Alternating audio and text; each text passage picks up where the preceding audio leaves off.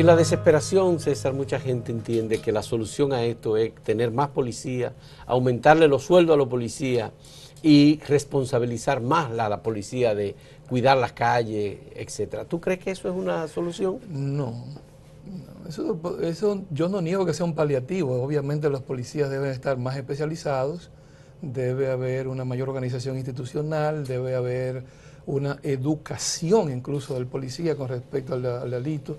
El delito ahora mismo en República Dominicana está por encima de los mecanismos punitivos, es decir, las penas son insignificantes con relación al tamaño de los delitos que esta sociedad no estaba acostumbrada a ver. Y yo pienso que todo eso ahí en el plano jurídico y en el plano de las políticas de los aparatos represivos tiene que ser revisado. Pero hay otros componentes importantes que deben ser revisados. Por ejemplo, lo que hemos tocado aquí del problema de la desigualdad social, lo que hemos tocado aquí del problema de la educación, lo que hemos tocado aquí del problema de los valores, la cuestión que tiene que ver con la multifactorialidad de la violencia. Por ejemplo, yo no entiendo cómo salud pública se mantiene al margen cuando en realidad la violencia, la Organización Mundial de la Salud, hace tiempo, en el 2006, que estableció que la violencia es un factor de salud pública, que tiene un impacto en el tema de la salud pública, pero además tiene un impacto en el Producto Interno Bruto.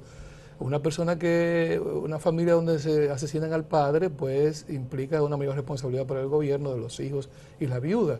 Una familia en violencia intrafamiliar donde el padre mata a la madre y se suicida, la orfandad implica también una responsabilidad del Estado. Es decir, yo creo que no nos podemos seguir sentando al lado del camino a mirar el problema de la violencia sin que haya un encuentro de alto nivel para entender la pluridimensionalidad del problema y entonces crear realmente un programa de intervención que pueda impactar en mitigar la violencia, porque la eliminación también es un mito que he oído en alguna gente, es decir, que no se elimina la violencia, o sea, el ser humano tiene el germen de la violencia, el gobierno tiene que crear mecanismos para mitigarla. Ya. ¿Y quién en el gobierno es, digamos, responsable? Tú decías, salud pública tiene que ver con violencia, le toca una responsabilidad, pero también decía el Ministerio de Educación tiene que ver con violencia. El Estado como administrador de las instituciones de la violencia institucional, Fuerzas Armadas, Policía Nacional, Dirección Nacional de Control de Drogas, Ministerio de Interior y Policías, gobernadores civiles, etcétera, tienen también responsabilidad. ¿A quién le toca? El gobierno central tiene que crear una comisión de alto nivel, tiene que incluso presidirla, convocar a una reunión, escuchar a los especialistas en diferentes áreas para crear un gran programa de prevención de la violencia. Por ejemplo, en el caso de la violencia doméstica avanzamos en el ámbito punitivo, ¿verdad? Pero no hemos avanzado en el plano de la prevención. Por consiguiente, ahí es donde está el meollo del asunto. Primero, entender que es multidisciplinar, que toca a múltiples instituciones y que el gobierno central no puede, como dije hace un rato, sentarse al lado del camino a mirar lo que está aconteciendo, porque tiene que asumir una responsabilidad fundamental aquí. Hay, por ejemplo, la creación de la Ley 136 sobre violencia intrafamiliar y doméstica. Ese fue un paliativo. Ayudó incluso a que brotara, a que se conociera más el tema de la violencia intrafamiliar, que era un tema que decían que en pleito de marido y mujer nadie se puede meter. Así es. Eso es un tema de cultura y de tradición, pero que ha ido poco a poco eliminándose. ¿Cómo? ¿Qué otros elementos se pueden utilizar ahora para enfrentar esta delincuencia y violencia? Primero hay que identificar las estadísticas que establecen, en el caso de la delincuencia, que la mayor tasa opera en los adolescentes. Entonces, una vez identificado eso, saber cuál es la población más sensible, comenzar a realizar acciones concretas. Ya. El cambio de percepción de ese sector adolescente es fundamental. La posibilidad de trabajar, no de manera individual, sino de manera colectiva, en oportunidades más claras y concretas. No estoy diciendo solamente crear fuentes de trabajo, que sería sumamente interesante crear fuentes de trabajo para los adolescentes, sino mecanismos que reduzcan el tema de la desesperanza aprendida, que es cuando un grupo social ensaya soluciones a un problema 1, 2, 20, 30 veces y resulta que no encuentra solución, entonces sencillamente cierra ese capítulo y opta por conductas desadaptadas. Entonces, ese sector llamado adolescente que crece con esos elementos, con todos esos elementos que hemos señalado aquí, una percepción equivocada, una orientación de conductas inadaptadas, una baja escolaridad, una falta de oportunidad, una desigualdad evidente, incluso en el plano de la justicia, no solamente en la distribución de recursos.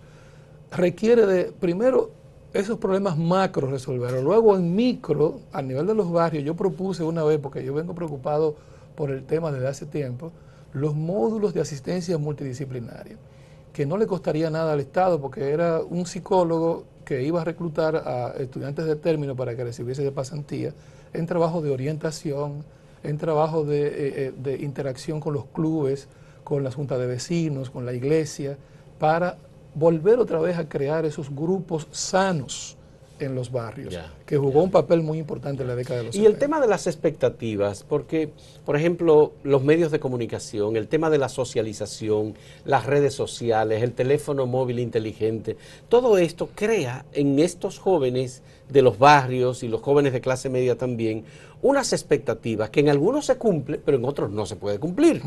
¿Cómo se resuelve eso? Ahí volvemos otra vez al problema de la falsa percepción y al problema de la desigualdad, pero también al problema de que la sociedad lo que promueve es el consumerismo. Es decir, la nueva Biblia de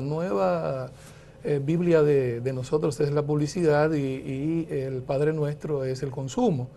Entonces, yo pienso que allí es un poco más difícil porque es propio y característico de una sociedad como esta, neoliberal, individualista, donde el ser ha sido sustituido por el tener, y pienso que tal vez los padres podrían jugar un papel importante allí. Habría que hacer un trabajo muy a profundidad para cambiar esa pauta de pensamiento, esa psicología colectiva en la que se cree que el ser está subordinado al tener.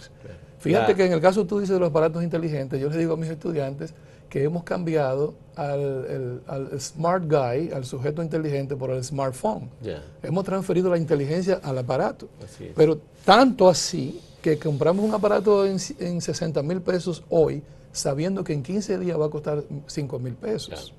Es una situación complicada, es lo que en uno de los ensayos, uno de los últimos ensayos publicados por Mario Vargas Llosa, ha definido como la civilización del espectáculo. Tristemente, lamentablemente. Agradecemos mucho a César Zapata por esta reflexión, por aceptar este diálogo inteligente, no por mí, sino por él. Por ambos. Sobre un tema que es crucial en la sociedad dominicana. No solamente la cuestión de la delincuencia como por el efecto que causa, sino también la cuestión de la violencia social, que es el otro componente que no estamos tan dispuestos a ver, pero que estamos formados, educados en una conducta que también muchas veces es generadora de violencia. Muchas gracias por su participación y gracias, por supuesto, a César Augusto Zapata por este diálogo.